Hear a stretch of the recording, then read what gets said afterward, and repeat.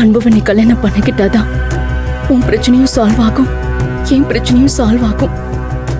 அதுக்காக தான் சொன்னேன். தயவு செஞ்சு சொல்லிடு.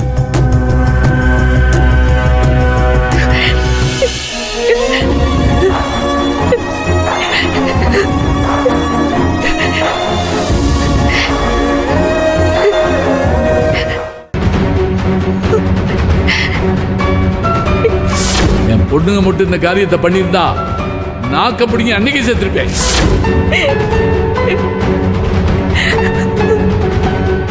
நாம என்ன பண்ணாலும் நாளைக்கு ஒரு குழந்தை பிறந்துட்டா பெத்தவங்க எல்லாத்தையும் பறந்து ஏத்துக்குவாங்கன்னு ஒரு குருட்டு நம்பிக்கை.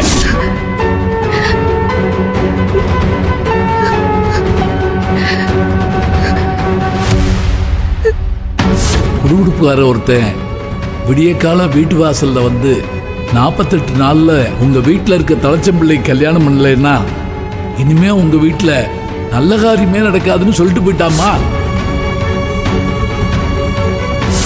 நெசமாவே உனக்கு மாப்பிள்ளைய பிடிச்சிருக்குதா? பிடிச்சிருக்கு. அவ்வளவுதானே. அப்ப அடுத்த மாசத்திலேயே ஒரு நல்ல முகூர்த்தத்துல கல்யாணத்தை முடிச்சிட வேண்டியதே. சி போடி.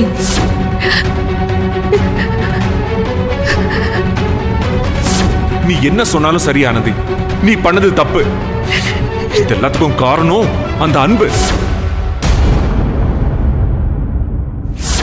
கண்டிப்பா உன்னோட இந்த நிலைமைக்கு காரணம் அன்புவா தான் இருக்கணும். என் குடும்பம் இது வரைக்கும் பட்ட கஷ்டம் எல்லாம் போதும். இதுக்கு மேல என்னால எந்த அவமானத்தையோ அசிங்கத்தையோ என் குடும்பத்துல யாரும் சுமக்க வேணாம். என் வயித்துல கரு வளர்ற விஷயம் என் அப்பா அம்மாக்கு தெரிஞ்சா உயிரோடவே இருக்க மாட்டாங்க.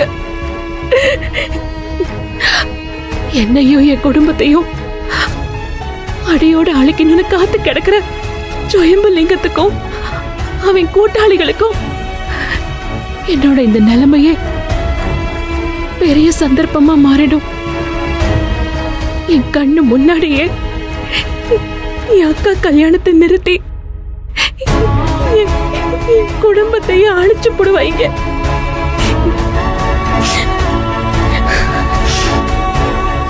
எனக்கு நடந்த பாவத்துக்கு என் குடும்பம் அழியறதை விட நான் அழியறது மேல்.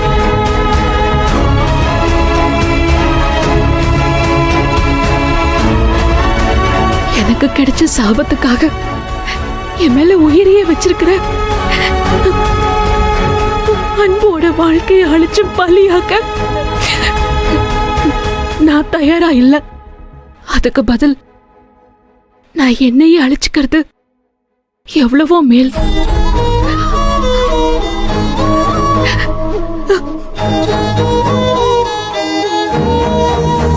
இனிமே இந்த உலகத்துல யாருக்கும் பாரமா நான் இருக்கக்கூடாது,